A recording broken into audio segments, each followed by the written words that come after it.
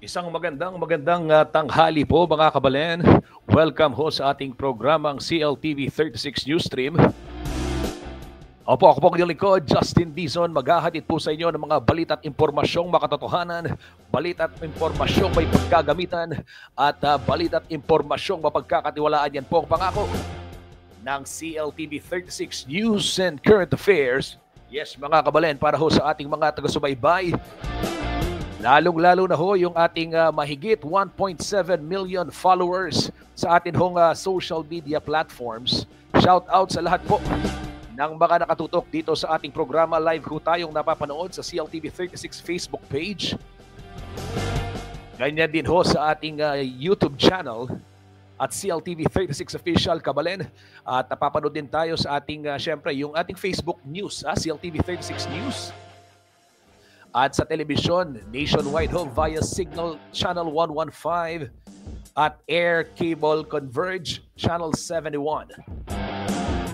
Dito ho sa Central Luzon, live din tayong napapanood sa ating 38 cable partners sa buong Central Luzon. Huyan sa Pampanga Free TV Channel 36. Lalong-lalo na ho yung mga naka-digital TV box na. Kaya naman, kung hindi mo pa nasascan ang inyong mga digital box, may kabalen, mag-scan na at para mapanood ho ng malinaw na malinaw etong ating mga programa dito sa CLTV 36. Lalo na ho ngayon mga kabalen, ay siyempre, panahon ng halalan. Marami ho tayong binabantayan. Marami ho tayong binabantayan mga kaganapan dito ho sa ating lalawigang Kapampangan. Gayon na rin sa labas ho ng rehiyong Gitnang Luzon. Siyempre, yung national elections, napaka-importante po para sa atin yan. Ayan. Mamaya ihahatid ko sa inyo ang latest. Gaya na lamang ho nitong, katatapos lamang na programang Plataforma 2025 ni Binibining Sonia P. Soto, kung saan matapang pong humarap at sumagot sa mga katanungan ng award-winning broadcast journalist. Ito hong mga kandidato ng Team Bustos. Yes, mga kabalen, pinamumunuan po ni re-electionist Mayor Tonton Bustos, ang pinakabatang alkalde ho sa Pampanga, at ang kanyang running mate ngayong darating na Mayo 12. Ang Joshua Bustos, ang kanyang pinsan. Inibitahan din ho ng CLTV 36 News ito hong magiging kalaban ng Team Bustos na pinangungunahan po ni Mayoral Candidate Vice Mayor Dan Gintu at si Vice Mayoral Candidate Buday Gintu at yung kanilang slate. Subalit sa iba't ibang kadahilanan, hindi ho sila nakatugon. Meron daw emergency. Kaya hindi po nakasipot dito sa ating programang plataforma. Opo, nagpapasalamat ho kami sa lahat ng mga kandidato na tumutugon sa hamon, hindi lamang ng CLTV 36, kundi po ng mga mamamayan ng Pampanga at ng buong Central Luzon. Dahil mahalaga pong malaman ng ating mga kababayan ang inyong tinig. Gaya nga ho ng binanggit ni Binibining Sonia Soto kanina sa programa.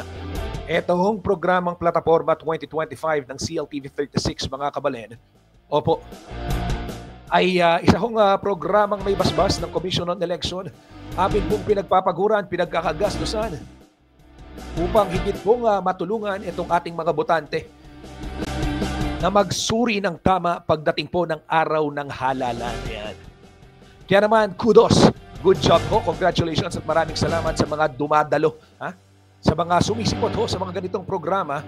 Kanina nakita ho natin yung slate ho ni Mayor Tonton Bustos na talaga namang napakaganda ho ng naging talakayan. At naibukas po ni Mayor Tonton Bustos yung kanyang mga planong layunin.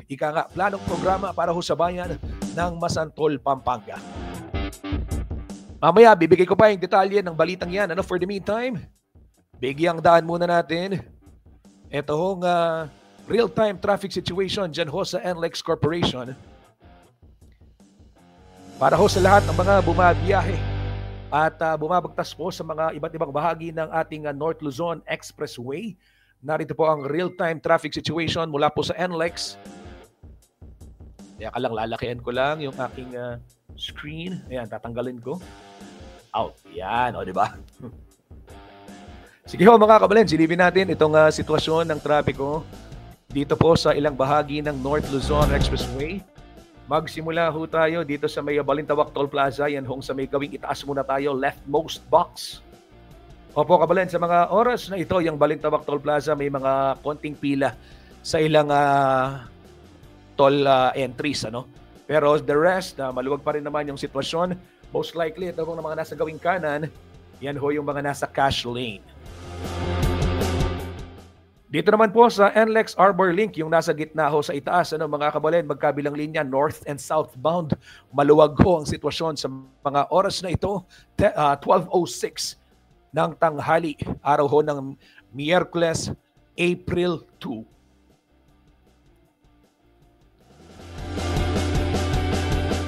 Dumako naman ho tayo dito sa Mapulang Lupa, Valenzuela, dito ho sa may gawing kanan sa itaas. Kapansin-pansin ho yung makapal na volume ng mga sasakyan. Subalit fast-moving pa din ang sitwasyon ho ng trapiko dyan sa area na yan.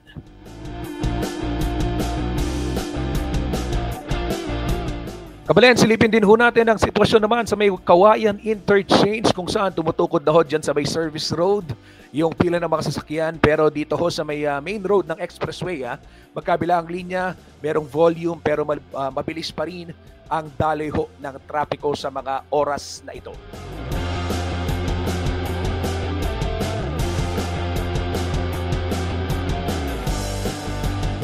Samantala, dito naman ho sa may Marilao southbound, magkabilang linya mga kabalen. Opo, maluwag ho ang sitwasyon. O yung north and southbound, maluwag ho ang sitwasyon sa mga oras na ito. Fast moving. Same scenario din sa may Bocaue Toll Plaza. Nakikita ho natin walang gaanong pila dyan sa mga pa-exit ho ng NLEX o yung mga patungo ho ng Metro Manila. At para naman sa mga nag-a-approach ng Central and North Luzon, fast-moving din ho ang sitwasyon ng trapiko dyan sa may area ho ng Bocaue Toll Plaza sa mga oras na ito.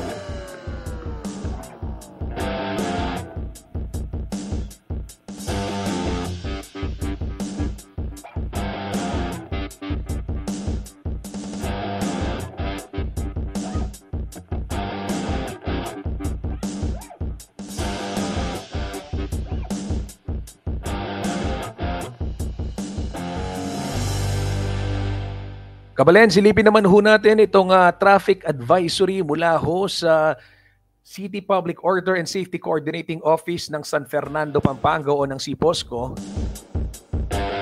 Opo mga kabalen, paalala sa mga kababayan nating bumabagtas ng kalsada dyan. Dyan ho sa area ng Sakop. Yes, you heard it right. Dyan ho sa may Diosdado Macapagal Government Center. Masahin ko lamang itong anunsyo. Teka lang, lalakihan ko yung screen para maging malinaw ho sa inyo.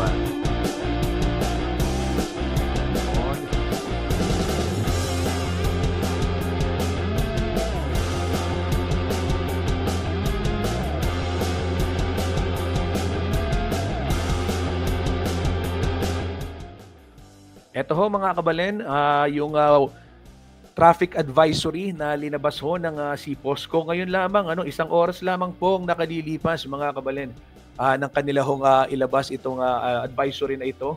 At ito po may kaugnayan, gaya ho ng aking binabanggit, please be informed that due to the ongoing road construction, dyan ho sa may Regional Government Center, yung sa may Sakop kung tawagin ng mga lokal, temporary lane assignment and traffic flow adjustment are in place to ensure smoother travel and safety for all users. Ito ho yung traffic scheme para ho sa mga patungo ng Angeles City o yung mga northbound. 2 lanes po ang bukas para ho sa mga sasakyan, mga biyahero papuntang Angeles City. Diyan naman sa southbound area, 2 lanes din ho ang designate para ho sa mga papunta ng city proper. Yung mga approaching ho ng intersection. Papuntang San Isidro, papuntang San Fernando downtown, 2 lanes din. Tapos nag-dedicate ho ng isang 1 lane o ng 1 lane access ho yan, access road papunta ho ng Regional Government Center o dyan ho sa Sakop. At yan ho yung entrance exit para ho sa mga sasakyan na pumapasok at lumalabas dyan ho sa may Diosdado Macapagal Regional Government Center sa Maimpis.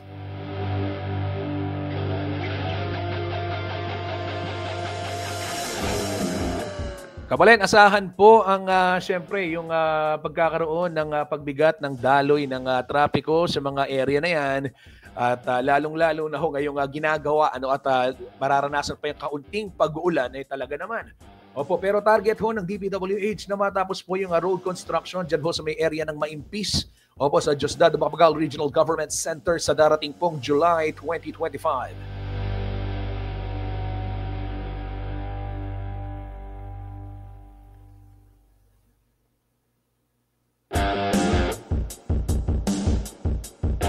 Tuloy-tuloy ho tayo sa ating balitaan sa oras na ito. Ito, silipin naman ho natin yung weather report, latest weather forecast para po sa araw na ito mula ho sa ating mga kaibigan dito ho sa DOST Pag-asa. Alamin natin kung ano ang magiging taya ng panahon. Narito po ang ulat panahon mula sa Pag-asa.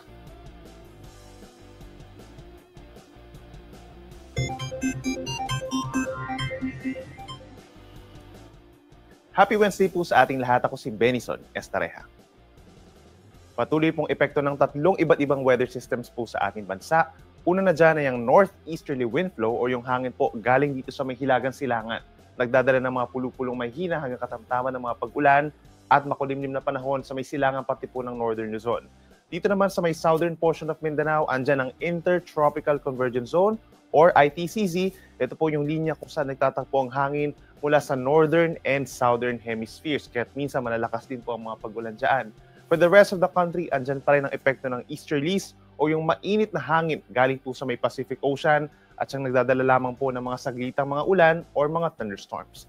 At base naman sa ating latest satellite animation, wala po tayong namamataan na bagyo or low pressure area na makakaapekto sa ating bansa hanggang sa matapos ang weekend. Ngayong araw po ng Miyerkules, asahan ng makulimlim na panahon pa rin dito sa may silangang parte po ng Northern Luzon, epekto ng northeasterly wind flow. Kabilang na dyan ang Batanes, Cagayan, Apayao, Isabela, hanggang dito sa may Aurora, asahan po yung mga light to moderate with at times heavy rains, lalo na po sa may kabundukan ng Isabela and Northern Aurora. Kaya mag-ingat po sa mga pagguho ng lupa. The rest of Cagayan Valley plus the rest of Cordillera region, makulimlim na panahon din po for today at aasahan lamang po yung mga saglitang mahihina hanggang katamtamang mga pag-ulan, habang natitirang bahagi pa ng Luzon kabilang ang Metro Manila, partly cloudy to cloudy skies at may chance na lamang po ng mga pulong mga paulan o mga pagkidlat pagkulog, lalo na sa dakong hapon hanggang sa gabi. Temperatura natin or air temperature sa Metro Manila, posibleng umakyat sa 32 degrees Celsius, kaya sa ilang bahagi pa ng Northern and Central Luzon, habang sa may Baguio City naman, posible lamang ang hanggang 25 degrees Celsius na air temperature. Sa ating mga kababayan po dito sa Palawan, fair weather conditions, so madalas magiging maaraw naman po, yun nga lang mainit, lalo na sa may areas po ng central portion ng Palawan. Habang pagsapit sa may Visayas, may mga ilang areas po na bago magtanghali, magkakaroon lamang ng mga saglit na ulan, kabilang ng mga bayan po sa may eastern and central portion of Visayas. Pagsapit ng tanghali hanggang sa hapon, medyo magmumove po yung mga clouds patungo dito sa may western Visayas and Negros Occidental, kaya asahan din po yung mga pulupulong mga paulan or pagkidlat pagkulog. Temperatura natin sa Puerto Princesa hanggang 32 degrees Celsius sa tanghali, habang sa Metro Cebu naman hanggang 31 degrees Celsius. At sa ating mga kababayan po sa Mindanao, magbaon ng payong yung mga nasa southern portion. Epekto po yan ng ITCZ. Mataas ang chance ng ulan umaga pa lamang sa may Basilan, Sulu, Tawi-Tawi, hanggang dito sa may areas po ng South Cotabato, Sarangani, Davao Occidental, and Davao Oriental. At minsan malalakas po yung mga paulan. Mag-ingat po sa banta ng baha at pagguho ng lupa, bagamat hindi naman tuloy-tuloy yung mga magiging pag-ulan doon. For the rest of Mindanao, bahagyang maulap at madalas maaraw naman sa umaga hanggang sa tanghali. And then medyo mainit po or mainit sa maraming lugar pagsapit po ng tanghali. Sa dakong hapon hanggang sa gabi is partly cloudy to cloudy at may chance lamang po ng mga pag-ulan na nagtatagal ng 1 hanggang 2 oras. Temperatura natin sa Zamboanga City and Davao City, posibleng umakyat sa tanghali hanggang 33 degrees Celsius. Pagdating naman po sa ating heat index kahapon, pinakamataas ang heat index na naramdaman dito sa may Vera Catanduanes hanggang 45 degrees Celsius, na sinundan naman ng Pili, Camarines Sur with hanggang 43 degrees, at sa Iba Zambales 42 degrees Celsius, itong mga nabanggit natin na lugar nagkaroon po ng delikado or dangerous levels of heat index. Habang sa Metro Manila kahapon, umabot sa 40 degrees sa may Naiya Pasay City at 37 degrees naman sa may Quezon City. At para naman sa ating forecast heat index for today po, April 2, pinakamainit pa rin dito sa may areas ng Luzon, kabilang ng Dagupan City hanggang 43 degrees. Sinundan din po ng dangerous levels of heat index na 42 degrees sa may Iba, Zambales pa rin at sa Vira, Catanduanes. Habang for Metro Manila, halos katulad din po yung init na naramdaman natin kahapon for today. That's around 10 a.m. hanggang 3 p.m. po for today. Kaya patuloy na paalala sa ating mga kababayan ay mag-ingat po. Kung lalabas ng bahay, ay make sure po na meron tayong pananggalang sa init gaya po ng payong at sombrero. And make sure na inom po tayo ng maraming tubig, lalo na po pagsapit po ng tanghali. At para naman sa lagay ng ating karagatan, wala po tayong gale warning sa ngayon at wala ring inaasahang gale warning pa sa mga susunod na araw dahil wala naman po tayong northeast monsoon. Asahan lamang medyo maalon 2 to 3 meters kung minsan sa may northern and eastern seaboards of Luzon, habang sa natitirang baybayin pa rin ng bansa, nasa 1 hanggang 2 metro. Kapag may thunderstorms, posibleng umakyat lamang ng 2.5 meters po yan. At para naman sa ating 4-day weather forecast, simula po Thursday hanggang Sunday, that's April 3 to 6. May mga areas po dito sa may eastern side ng Luzon and Visayas sa magkakaroon ng mataas sa tsansa ng pag-ulan. Yung high pressure po dito sa may area ng Taiwan and China, magmumove po yan papunta dito sa may Japan. So ibig sabihin, yung hangin natin na nanggagaling dito sa may Hilaga, eventually magmumove po doon sa may parting kaliwa or kanan, and then eventually yung hangin po ay manggagaling na dito sa may Silangan. So may mga areas na rin dito sa may Quezon, Bicol region, sa may Eastern Visayas, apart dun sa may Cagayan Valley and Aurora na magkakaroon din po ng mga pag-uulan at makulimlim na panahon for most of the day, lalo na doon sa mga bulubundukin doon. Epekto po yan ng northeast wind flow plus the easterlies, bagamat hindi naman tuloy-tuloy yung mga magiging pag-ulan for the next 4 days. Samantala, meron tayong aasahan pa rin ng mga pag-uulan sa portions of Davao Region and Socsagen. Pagsapit po ng Thursday and Friday, epekto pa rin yan ng ITCZ o yung bangga ng hangin nga from the northern and southern hemispheres. But then naakyat po yung ITCZ natin pagsapit ng weekend at magkakaroon pa rin ng mataas na chance ng pag-ulan. Hindi lang itong mga nasa southern Mindanao, malaking bahagi na po ng Mindanao magkakaroon ng mas madalas na mga pag-ulan at minsan malalakas po ito kaya't mag-ingat sa banta ng baha at pagguho ng lupa. Ang natitirang bahagi ng bansa, apektado pa rin po ng easterlies, itong central, southern Luzon, and malaking bahagi ng Visayas. Magiging mainit pa rin po at aasahan lamang po yung maliit na chance ng mga pag-ulan. Kung meron man, nagtatagal lamang ng 1 hanggang 2 oras. Ang ating sunrise po is 5:51 ng umaga at ang sunset ay 6:08 ng gabi. Yan muna ang latest mula dito sa Weather Forecasting Center ng Pag-asa. Ako muli si Benison Estareja na nagsasabing sa anumang panahon, Pag-asa ang magandang solusyon.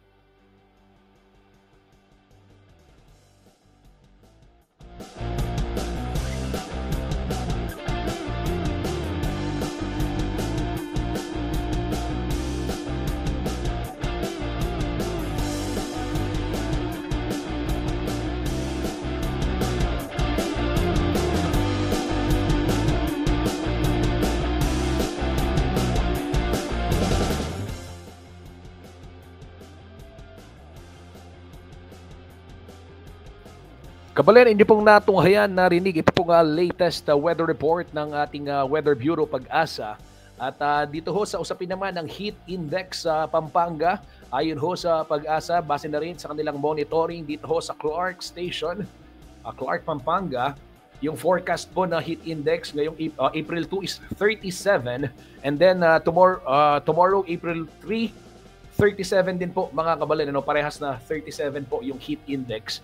Medyo hindi katulad nung kasing init na nararanasan ng mga karehiyon natin dyan sa may Zambales, sa Iba, Zambales, Para ho sa mga tutungo ng dagat, ayan, pakikonsidera yung heat index na sinasabi ng Pag-asa 42 sa Zambales, medyo dangerous level na ho yan. Dito ho sa Pampanga 37, medyo makulimlim pa yung ating panahon ngayon. Kagabi umulan sa ilang bahagi po ng ating lalawigan. Sige ho mga kabalen, tuloy-tuloy tayo sa ating balitaan. Sa oras na ito, silipin naman ho natin ang latest kaugnay ho ng Forex News. Palitan ng piso kontra dolyar, nagsara po nitong unang araw ng Abril kahapon, April 1, sa 57 pesos 21 centavos. Yan ho ang halaga ng $1 ngayon.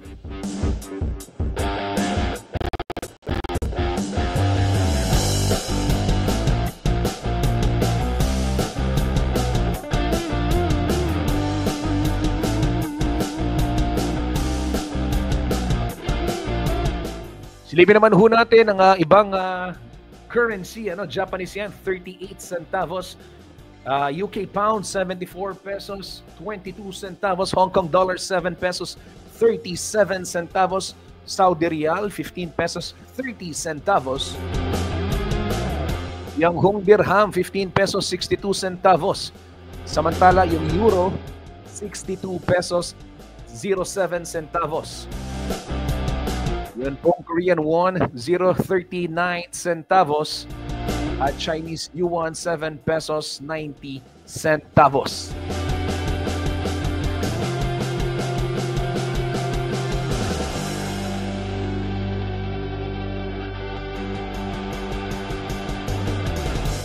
Public service announcement muna tayo mga kabalen. Mamaya hong gabi alas 9 ng gabi hanggang bukas alas 5 ng umaga, mawawalan ho ng supply ng tubig dyan ho sa may Mawake Resettlement, partikular na sa First Gate, Center Riverside at Center Additional, dahil ho yan sa gagawing flushing activity ng Prime Water.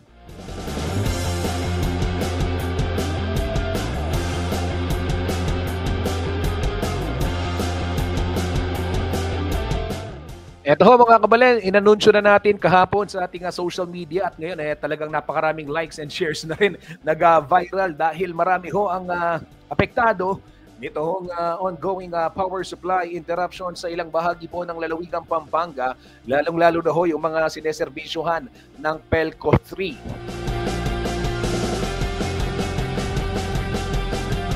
Just in case hindi pa po kayo aware, lalo na yung mga kababayan nating hindi taga 4th District o hindi po naninirahan sa mga area na sineservisan nitong PELCO 3, at kung may plano kayong magpunta doon, may lakad kayo, meron kayong nais ayusin, ito ho ang sitwasyon, wala akong kuryente, batay na rin sa anunsyo ho ng NGCP dahil magdaraos ho sila o kasalukuyang nagdaraos ng reconductoring activities. Kabilang ho sa mga apektado ng nasabing power interruption, yan hong bayan ng Makabebe. Lahat ho ng barangay na sakop ho ng PELCO 3 sa Makabebe, ala pong kuryente. Hanggang na po ng alas 7 ng bengi. Yes mga kabalan, you heard that right. Hanggang 7 p.m. po wala hong kuryente dyan sa bayan ng Makabebe. Ngayon pong araw yan. Ganyan din ho ang sitwasyon. Karen pong kanakong kamag-anak, kanakong kabalen, king Binalin, Pampanga. Shout out sa mga taga Santo Domingo, Santa Maria, and sa may Lourdes at San Isidro sa Binalin. Doma Luis represent. Opo, wala hong kuryente dyan sa buong Binalin. Yun hong mga consumer ng PELCO 3. Yan, hanggang alas 7 rin ho ng gabi.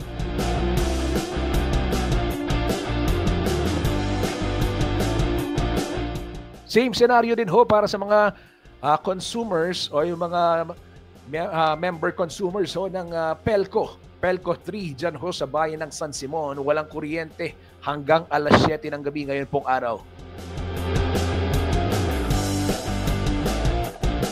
Kaya pala yung Joshua Manda, payagan may kapag-charge niya. Di ba wala akong kuryente? Ayan mga kabalen. Sige ho, dito naman sa Santo Tomas, apektado rin ho ng nasabing power interruption 6 a.m. to 7 p.m. dyan ho sa Santo Tomas, Pampanga.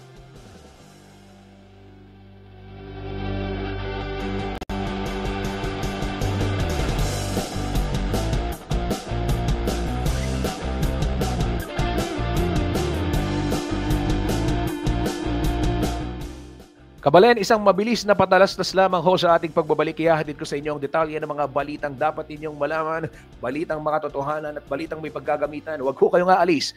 Magbabalik ho ang CLTV 36 News Team.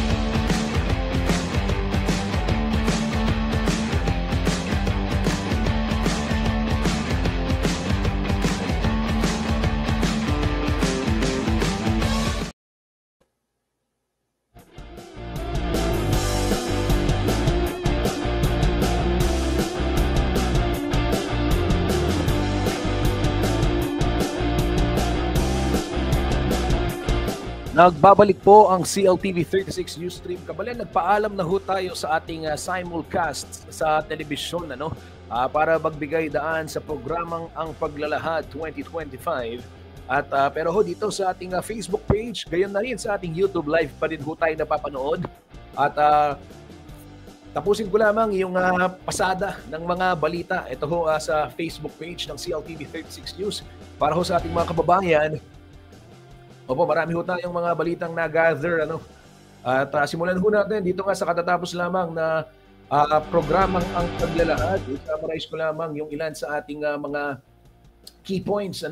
At dyan ho sa naging programang Ang Paglalahad. Kasama ho si Binibining Sonia P. Soto kung saan, gaya nga ng binabanggit natin kanina, humarap ho itong mga kandidato ng bayan ng Masantol, partikular na ho itong Team Bustos, mga kabalen, na pinangungunahan po ni re-electionist Mayor Jose Antonio Tonton Bustos, ang pinakabatang alkalde dito ho sa lalawigan ng Pampanga.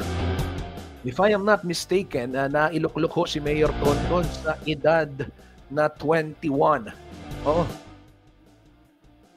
Gaya ko ng binabanggit niya kanina, yung kanyang pagkukwento. It was in 2022. So ngayon, ilang taon na si Mayor? Mga 2024, Dahil nung pandemic, 2020. 2020 daw siya nung kabilang ho sa mga nagtulak nga sa kanya. Ayun, napag-usapan nga ho kanina sa programa kung bakit tumatakbo. Ano ba yung nag-udyok kay Tonton Bustos na kumandidato sa murang edad bilang alkalde ho ng bayan ng Masantol, Pampanga. Kabalen, kabilang ho sa mga sinabing sagot ni Mayor Tonton ay yung kanyang naging experience is noong panahon po ng pandemya, isang turning point bilang isang leader kabataan na miyembro po ng Patrol Youth. Ito po yung youth arm ng Patrol Party List na pinamumunuan naman o rinerepresenta ng kanyang ama, Congressman George Bustos.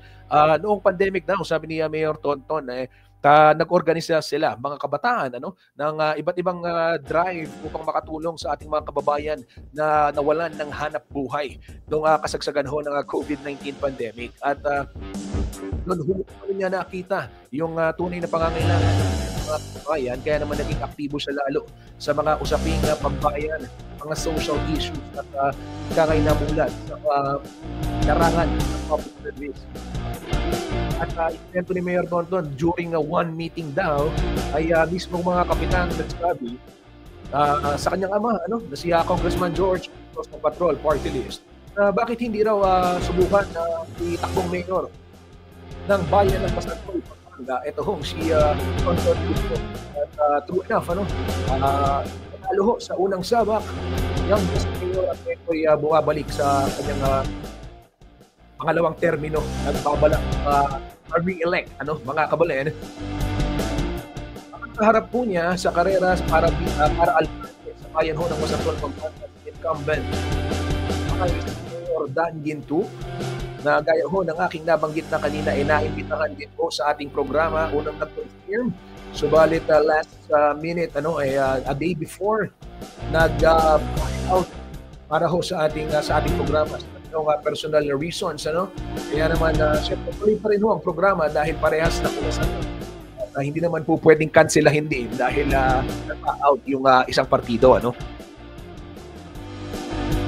Ilang ho sa mga naisisulong daw ni Mayor Tonton ay yung pagpapalago ng ekonomiya ng bayan ng Pampanga. Actually, naitanong nga natin, of course, through Ma'am Sonia P. Soto, ito plano ni Mayor Tonton doon sa proposal din ng PAMCHAM dahil ang Pampanga Chamber of Commerce and Industry Incorporated o PAMCHAM sa pamumuno ho ng kanilang chairman Rene Romero ay meron hong mungkahi na gawing seafood capital ng probinsya ng Pampanga. Ito hong fourth district na nabibilangan ho ng bayan ng Masantol.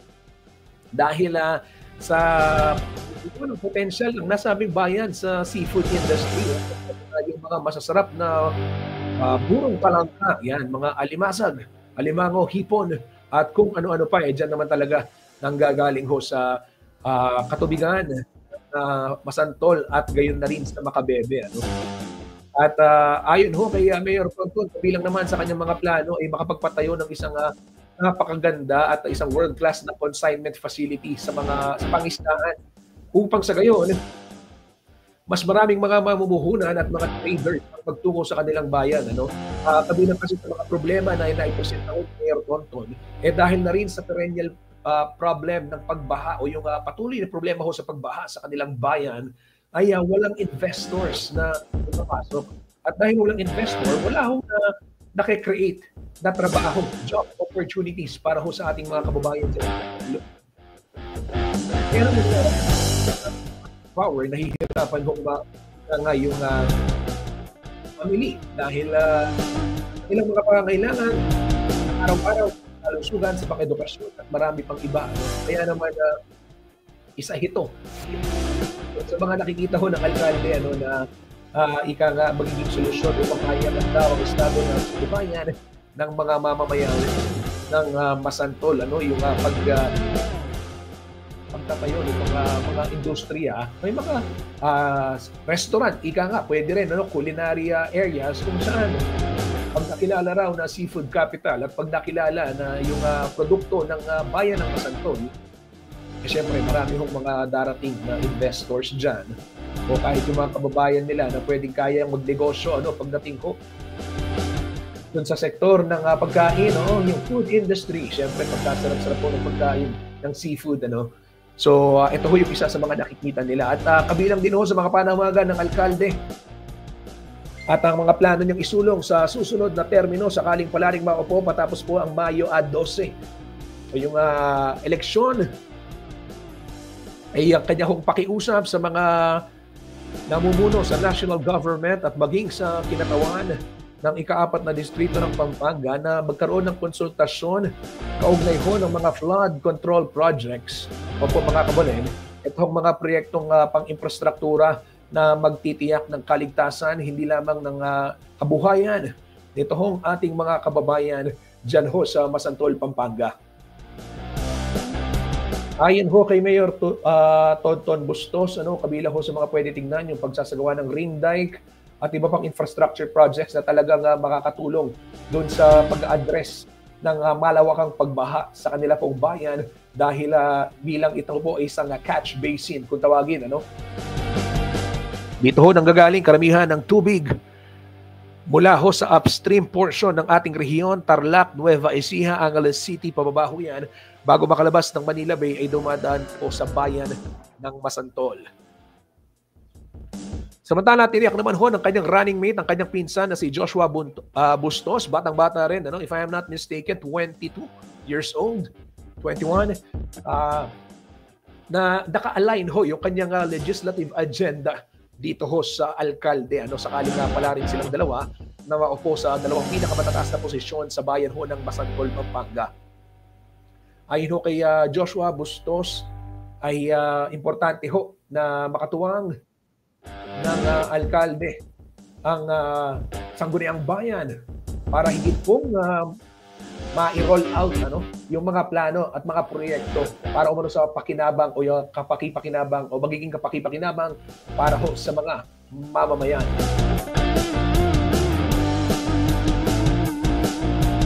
Muli po, makakaharap po ng Team Bustos sa darating na halalan sa May 12 si mayoral aspirant incumbent Vice Mayor Dan Ginto na dati na rin hong nanilbihan bilang alkalde at ito hong si Buday Ginto na kanya pong running mate.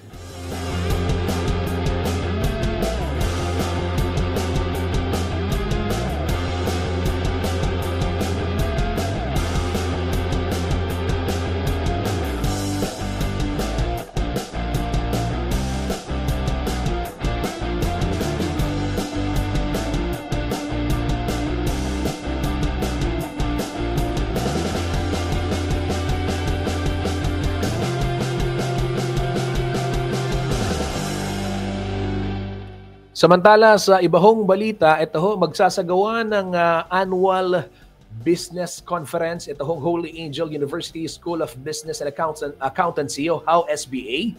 At ito ho yung tinawag na Sikanan 2025. Ito po taon-taong ginagawa ito. Idaraos po yung edisyon 2025 ng Sikanan bukas, araw ho ng Huwebes, April 3, dyan ho sa Holy Angel University. At kabilang ho sa mga panauhing pandangal na magbibigay ng keynote message, ang chairman at CEO ng Laos Group of Companies, wala pong iba kundi si Ma'am Lizette Laos Velasco. At kabilang ho sa kanyang tatalakayin yung leadership, business expansion, at sustainability. Babahagi rin ho ni Laos Velasco ang kanya hong naging karanasan sa pagpapalaki ng Laos Group, sa isa po sa mga pinakamalaking conglomerate sa Central Luzon at sa buong bansa, na tiyak hong magbibigay ng aral at inspirasyon sa mga batang entrepreneurs at mga young business owners, at yung mga aspiring business leaders din. Kabilang ho sa mga magsasalita rin sa nasabing konferensya ang presidente ng McKinney Food Corporations, Mr. Prudencio Garcia, at President ho si Binibining Ira Medina, ang presidente ho ng Young Entrepreneurs of Pampanga o yung YEP. Shout out ho sa mga YEP members, sa mga kaibigan natin dyan. Yan, kay Ira at syempre kay Martina, yun hong mga miyembro ng Young Entrepreneurs, kay Paulo Carlos, ayan, na nasa PAMCHAM na ho ngayon. Kumusta ho kayo? Shout out. Yan ho mga kabalen. Ito po'y gaganapin bukas na sa mga nais hong dumalo. Meron hong form, makikita ho yan sa Facebook page ng CLTV 36. Target daw ng conference na ito na tulungan yung business sector na mag-adapt dun sa mga market changes and of course to embrace digital innovation and achieve financial stability. Yan, maganda ho yan para sa ating mga kababayan o yung mga kabataang nais ng negosyo.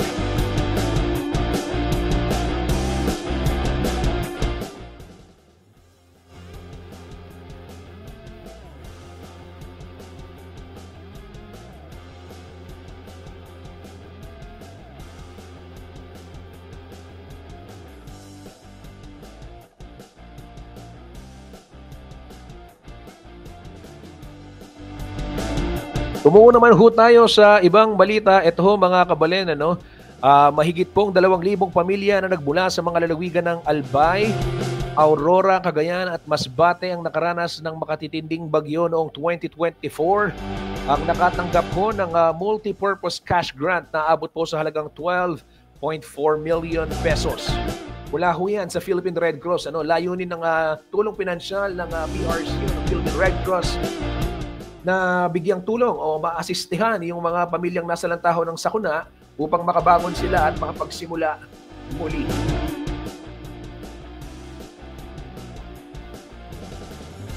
Yan ho yung ilan, ito ho yung ilan sa mga larawan dyan ho sa pag-aabot o nangyaring cash donation drive. Ito pong disbursement rather, nito pong Philippine Red Cross para ho sa mga victims ng nakaraang bagyo.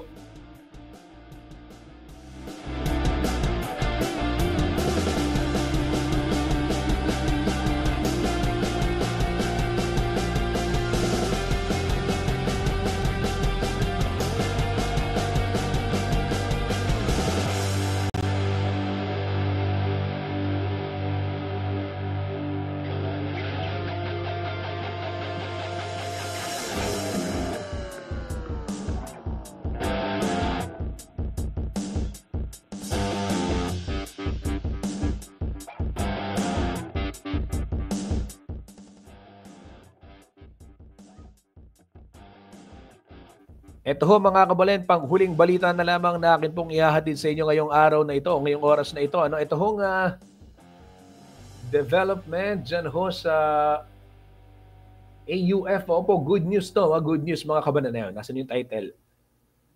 Okay, ito ho mga kabalen. Pinatunayan ho ng Angeles University Foundation ang kahusayan nito sa larangan ho ng edukasyon matapos makuha ang ika-38 spot sa top 100 universities sa buong Pilipinas. Congratulations ho, batay ho sa batay ito sa pinakabagong datos ng EduRank, isang global ranking platform na sumusuri sa academic performance, reputation at alumni prominence ng mga universidad. Ayon ho sa EduRank, tinukoy ang ranggo ng mga pamantasan batay sa 850 citations mula ho sa 80,000 academic publications ng 229 universities sa buong bansa. Bukod ho dito, nanguna rin ho ang AUF sa ibang larangang akademiko sa buong Pilipinas, ikapito ho sa medisina, ikawalo sa psychology at 13th spot naman ho sa biology. Samantala, kabilang din ho sa top 100 ang Holy Angel University na nasa 88th place. Kasama rin ho sa listahan ng EduRank ang iba pang eskwelahan sa Pampanga, gaya ho ng University of the Assumption, 151st. Ito pong Don Honorio Ventura State University, 183rd. At yung Republic Central Colleges RSPC, 225th. At yung Guagua National Colleges, 228th. Yan ho yung ranking nila sa buong Pilipinas. Ayan, congratulations po sa mga binanggit kong paaralan, lalong-lalo na sa AUF at syempre sa Holy Angel University na kasama din ho sa top 100 dito ho sa buong Pilipinas.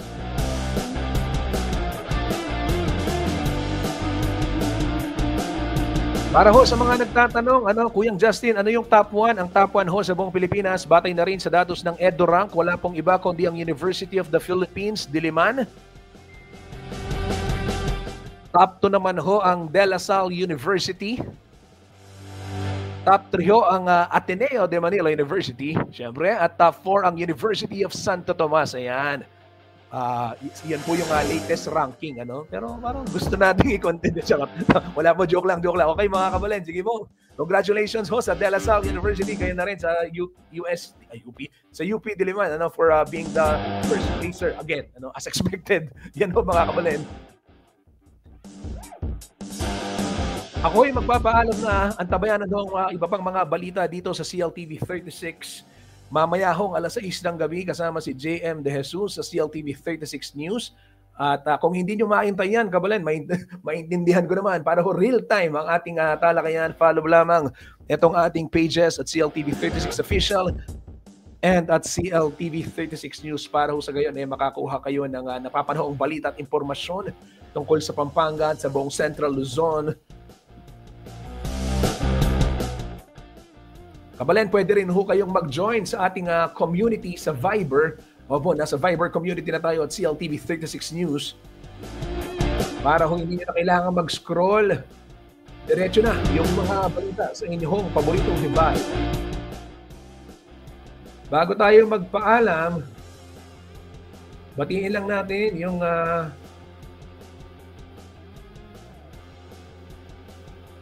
mga nanonood sa ating programa. Congratulations, Daphne Nicole, sabi ni Marge Gomez. Sabi ni Virgilio Matias, God bless, Mayor. I suppose para ito kay Mayor Tonton dahil siya yung binabalita natin kanina. Ito naman, sabi ni Gerald Garcia. Shout out, yung babayarong Kaboning Santo Domingo Minalin. Gerald Garcia at Cienza. Ayan. Gerald, kamusta ka? Shout out. Yan ho mga kabalen, maraming salamat sa pagtutok dito ho sa CLTV 36 News Stream. Muli po akong lingkod, Justin Dizon. Mag-ingat ho tayong lahat at magkita-kita tayo muli bukas sa ganito pa ring oras. Actually, mas maaga pala, 10:15 ng umaga para po sa isa pang edition ng CLTV 36 News Stream. Maraming salamat po.